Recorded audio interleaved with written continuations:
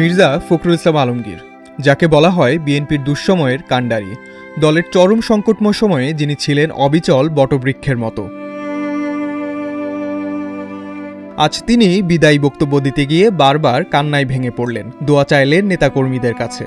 বুধবার জাতীয় সংসদ ভবনে সরকারি দলের সভাকক্ষে বিএনপির সংসদীয় দলের সভায় সৃষ্টি হয় এমনই আবেগঘন মুহূর্ত। সভায় উপস্থিত একাধিক সংসদ সদস্য জানান, চিফ হুইপের পর বক্তব্য দিতে দাঁড়ান বিএনপির সদ্য বিদায়ী মহাসচিব মির্জা ফখরুল ইসলাম আলমগীর। বক্তব্যের শুরুতেই আবেগ আপ্লুত হয়ে কান্নায় ভেঙে পড়েন তিনি।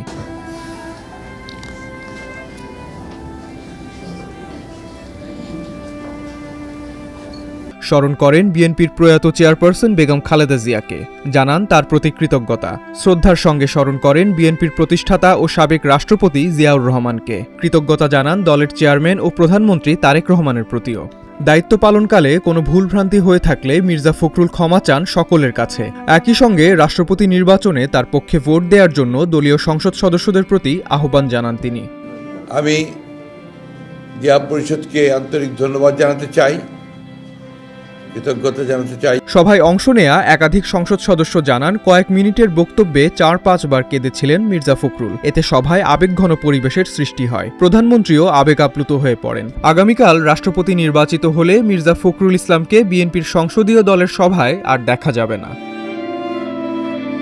ডেস্ক রিপোর্ট, আজকের পত্রিকা।